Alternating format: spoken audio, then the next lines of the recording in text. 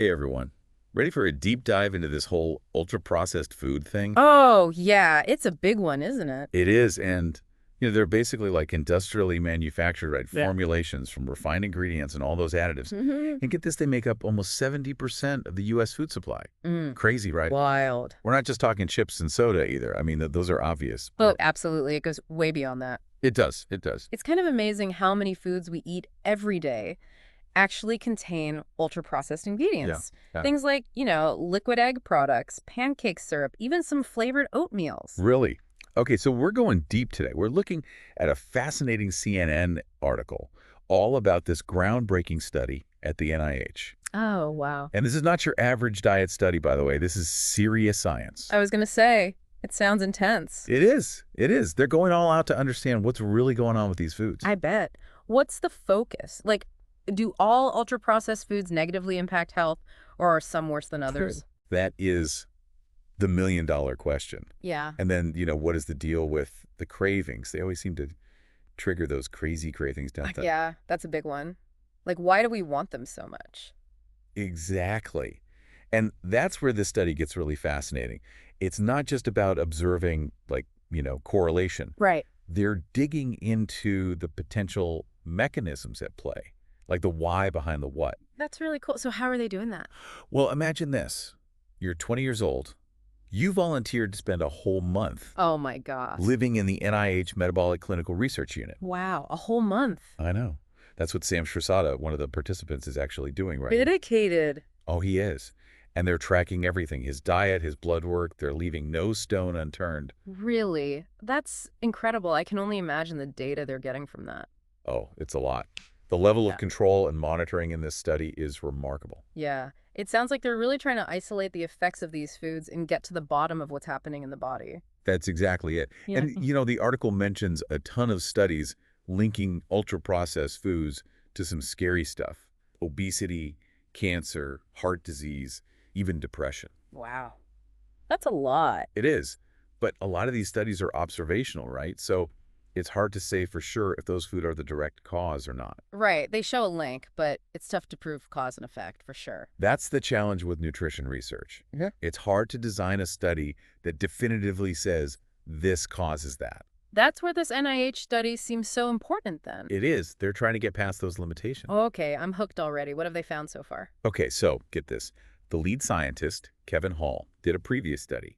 He gave people either an ultra-processed diet or a minimally processed diet. Okay. But both diets had the same exact calories and nutrients. Oh, wow. So everything was matched. Everything. But here's the crazy part. The participants who ate the ultra-processed foods ended up eating about 500 more calories per day. What? No way, even though they were supposed to be eating the same amount. I know. 500 calories. That's huge. That is a big difference. Was this just like a one-off thing or? No, actually a smaller Japanese study found similar results. So it wasn't a fluke. Huh. So what could explain that? Why eat so much more on the ultra-processed diet if everything else was the same? Well, that's what they're trying to figure out. And there are a couple of leading theories. Like what? This new study is designed to put them to the test. Okay, lay it on me. Okay, so the first theory is what's called energy density. Energy density, yeah. Yeah, so basically it means how many calories are packed into a given amount of food. Oh, okay. I get it. And ultra-processed foods tend to be very energy dense. So you could be eating what you think is a normal portion, but actually getting way more calories than you realize. Exactly, those calories can really sneak up on you. That makes a lot of sense. What's the other theory? The second theory is all about this thing called hyperpalatability. Hyper what? Okay, break that down for me. So these foods are engineered to be super rewarding, right, to our taste buds. They hit that bliss point and keep us coming back for more. Even when we're full, you mean? Yes, even when we're full. I've definitely experienced that. It's like trying to stop at just one potato chip. Impossible. Like they have some secret formula. Right. It's not just about willpower. That's not, no. These foods are messing with our brain's reward system. All those artificial flavors and colors and stabilizers they use, I bet those play a role in making them so irresistible. I think so too. It's almost like we're up against the food industry's science. They're using science to make us crave their products. That's kind of scary when you think about it like that. It is a little bit. Makes you Right. wonder where all this leaves us in terms of dietary guidelines. What are we supposed to do with all this information? Yeah, that's a great question. I mean, things seem to be changing, right? The article mentioned that the 2025-2030 U.S. dietary guidelines are going to be the first to even consider ultra-processed foods. Right. Which is a pretty big deal. But then they said the advisory committee found limited evidence to make specific recommendations. Hmm. So what does that even mean, limited evidence? It kind of highlights the big challenges with nutrition science, Yeah. To make really solid recommendations, you need a ton of those rigorous long-term studies, just like the one being done at the NIH. But those are hard to come by. I mean, they're expensive, they're time-consuming, and not always easy to get funding for. Exactly. But you know what? We are starting to see more research in this area. Well, that's encouraging, at least. Yeah. But what are we supposed to do in the meantime? I mean, it's great to be aware of these issues, but it can feel overwhelming. It really can. I think it's all about making those informed choices, right? Right. We don't have to completely eliminate all ultra-processed foods. Let's be real, no one's doing that. I know, it's not realistic for most people. No. But it's more about recognizing them, reading the labels, and then maybe choosing those less processed options when you can. I think that's great advice. So from all this research, what's resonating most with you? Hmm. Well, that visual of the 2 trays versus the 1 tray really struck me. It's such a powerful reminder of how easy it is to overconsume calories when we're eating ultra-processed foods, even if we're trying to watch our portions. Yeah. What about you? What stood out to you? Honestly, it's how sneaky these ultra-processed foods can be. I mean, they're not always the obvious junk food culprits, right? Oh, true. They're kind of hiding in plain sight in foods we think are healthy. Oh, I hadn't even considered that before. Wow. Uh, It is a good reminder to be more aware of what's actually in the food we're buying, like really aware. You got it. Knowledge is power, right? Yeah. The more we know about how these foods impact our bodies, the better choices we can make. Couldn't agree more. I feel like we could talk about this forever, but maybe we should wrap up this part and leave our listeners with a few things to think about. Some practical tips, maybe. Yeah, for sure, we could talk about this forever, but let's leave them with some practical stuff. It's all about making those informed choices. Right. So what are some, actual things that people can do? Well, okay, first remember that visual we talked about. The 2 trays. It really highlights the whole energy density thing. Yeah. So one thing you can do is think about the meals they're using in the study. Huh? On that ultra-processed side, they're testing the impact of that energy density. So some of the meals are ultra-processed, but pretty low in calories for the amount of food you get. No. Like they might give someone an omelet made with those liquid egg products. Okay. It's still ultra-processed because of all the additives, but it's Sure. not as calorie dense as some other options. No, that's a good point. I mean, I don't think I even think of liquid eggs as ultra-processed, really. I know, right? It's easy to forget that these ingredients can be in our food without us even realizing it. Yeah. So what about the meals that are high in both energy density and the hyperpalatability thing? Ah, those are the ones you got to watch out for. Think like a turkey and American cheese sandwich on white bread, maybe some potato chips on the side, and then like peaches in heavy syrup for dessert. Oh, man.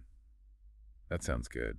It does, doesn't it? That kind of meal hits all those pleasure centers in your brain. I could see how it'd be tough to resist eating more of that, especially, when it's so easy to get. It's everywhere. And here's the thing, the point isn't to like shame anyone for enjoying these foods. It's really about understanding the science behind how they're designed and how that might be influencing our eating habits. Yeah. And it comes back to those additives, the artificial flavors, the colors, the stabilizers, they all play a part in creating those cravings. Okay, so besides just reading labels, what else can people do? Okay, think about some simple swaps you can make, like choosing whole fruit instead of those little cups packed in syrup, Okay. or making your own oatmeal from scratch instead of using the flavored packets. Yeah, that makes sense.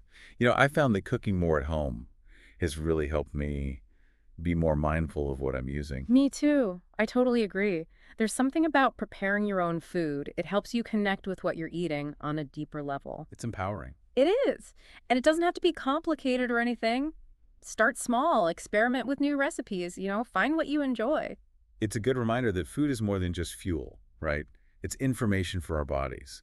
The more we understand that connection, the better we can take care of ourselves. Absolutely.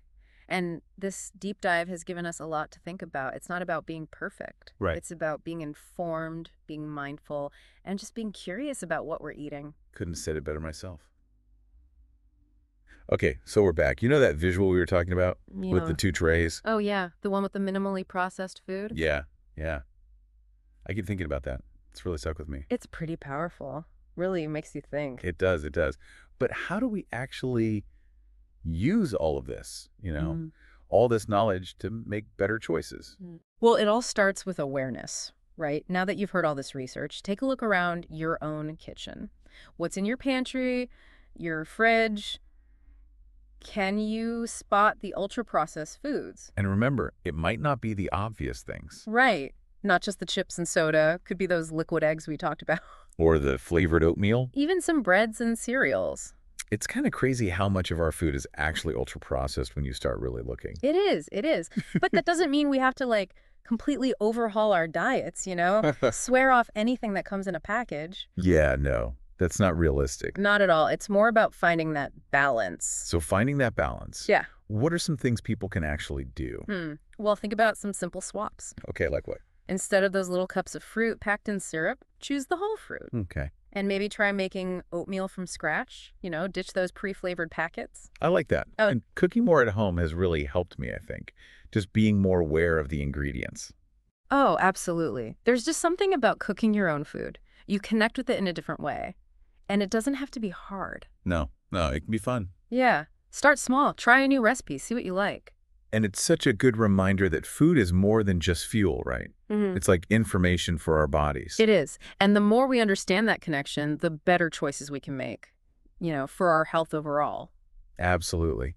This whole deep dive into ultra-processed foods has definitely given us a lot to think about. It really has. And remember, it's not about being perfect. No. It's about learning and being mindful and just being curious about what we're putting into our bodies. Well said. And it's a journey, not a destination, right? Exactly. So keep learning and keep experimenting. And most importantly, keep enjoying the process. That's the key. And hey, maybe this has inspired you to try something new, a new recipe, or exploring some less processed options. There's a whole world of delicious, healthy food out there.